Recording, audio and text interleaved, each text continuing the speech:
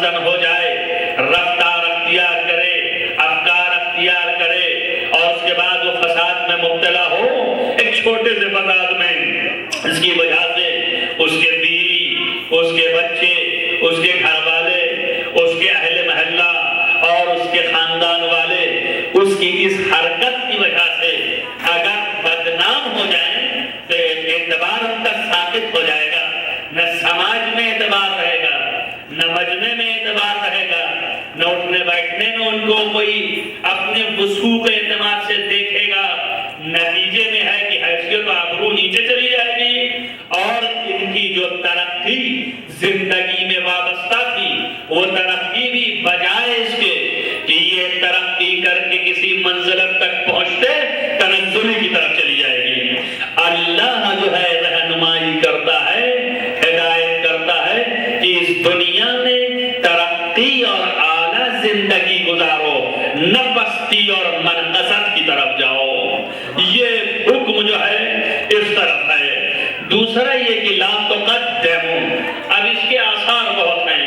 جو اللہ نے حلال کیا ہے اسے حلال رکھو، جو اللہ نے حرام کیا ہے اسے حرام رکھو، حرام کو حلال نہ کرو، نہیں اللہ رسول سے آگے بڑھ جاؤ گے، اور حرام کو حلال نہ کرو ورنہ اللہ رسول سے آگے بڑھ جاؤ گے۔ چاہیے کہ حلال حلال رہے، حرام حرام رہے۔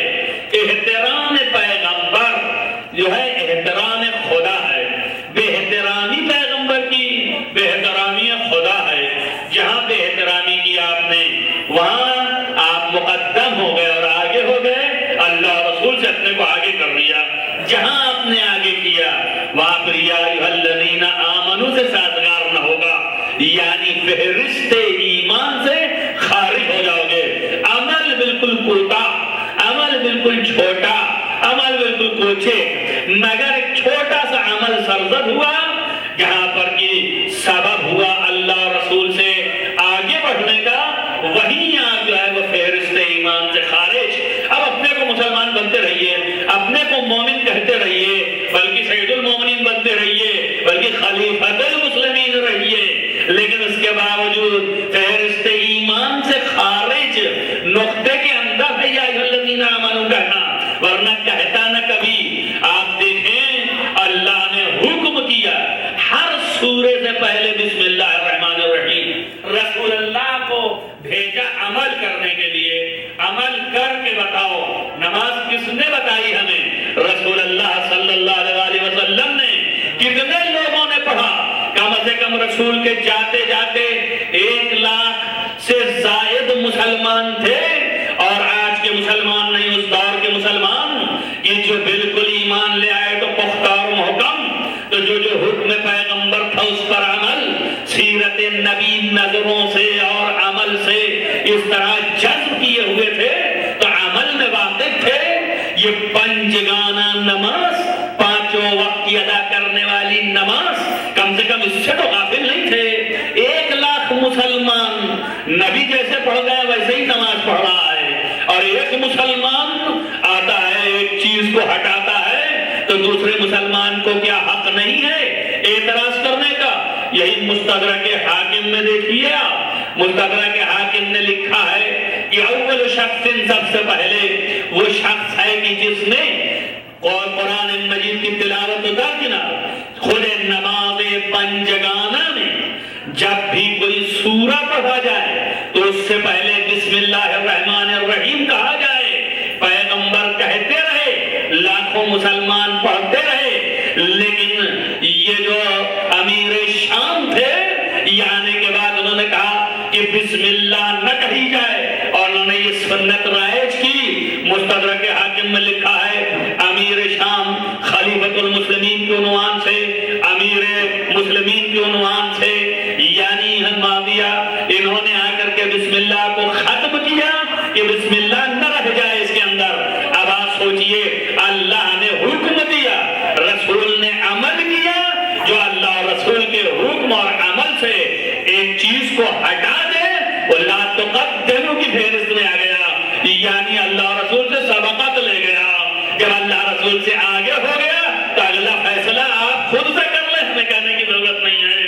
وہ کیا بن گیا؟ تخت پہ بیٹھنا آسان ہے مگر قرآن کی رفتار پہ رفتار کرنا مشکل ہے، القاب کا حاصل کرنا آسان ہے مگر نظام اسلام کو جذب کرنا یہ مشکل کام ہے، یہ فطرت کے اندر لے آنا بہت ہی محال ہے۔ یہی آپ کو بخاری شریف میں موجود ہے کہ خود بنص بخاری اعتراف ہے اور موجود ہے کہ خلیفہ ثانی فرماتے ہیں متعۃ النساء اور متعۃ الحج یعنی حج تمتع، جو کہ آپ بھی فرماتے ہیں یہاں سے جانے کے لیے، اور اس کے بعد متعۃ النساء تمتع النساء کی سے متع ازدواج مؤقت یعنی وقتی شادی کے نام سے یاد کیا جاتا ہے۔ یہ دو چیز بخاری شریف کے اندر موجود ہے، اقرار ہے خلیفہ دوم کو کہ یہ دونوں کانتا من فی عہد رسول اللہ، عہد رسول اللہ میں یہ دونوں تھے، اور فی عہد خلیفہ اولا،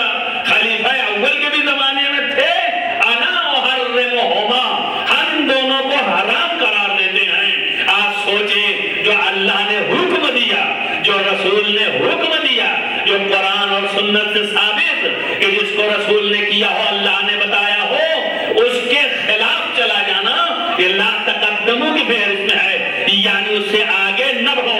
تاریخ میں پر ہے، کہتے ہیں پیغمبر کے اصحاب میں سے نزول کے سبب میں تفسیر کشاف میں ملتا ہے کہ پیغمبر ختمی مرتبہ نے جب یہ صلح کیا تھا، صلح حدیبیہ، اس کے لیے سفر اختیار کیا تو راہ میں روزہ رکھے ہوئے لوگ جو تھے ان میں سب نے افطار کر لیا، پیغمبر نے بھی افطار کر لیا، لیکن کچھ اصحاب ایسے تھے کہ وہ افطار نہیں کیے۔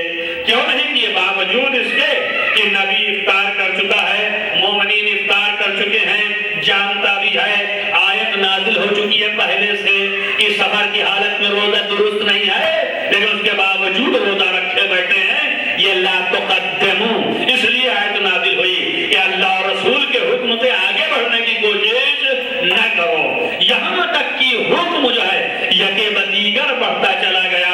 بعض فہرست میں اللہ نے رکھا ہے یہ دوسرے ملت میں، دوسری مذہب میں، آپ دیکھیں حضرت عیسیٰ سلام اللہ علیہ کے لیے جو کہ صاف صاف ہے کہ وہ اللہ کی جانب سے رسول ہیں، بندہ خدا ہیں، خود بھی کہتے جا رہے ہیں اور اعلان کرتے جا رہے ہیں، اس کے باوجود دنیا جو ہے ان کو اللہ کا حصہ سمجھ رہی ہے۔ یہ پھر اسی فہرست میں آیا کہ اللہ اور رسول سے سبقات نہ لے جاؤ، جو اللہ رسول نے کہا ہے اسی کے اندر رہو، غلو نہ کرو، تم وہی اعتقاد رکھو جتنا رسول نے کہا ہے، وہی اعتقاد رکھو جتنا اللہ نے کہا ہے، اس سے اگر آگے بڑھ جاؤ گے تو اللہ کے نزدیک تم محبوب نہ ہوگے، اللہ کی مرضی نہ پاؤ گے۔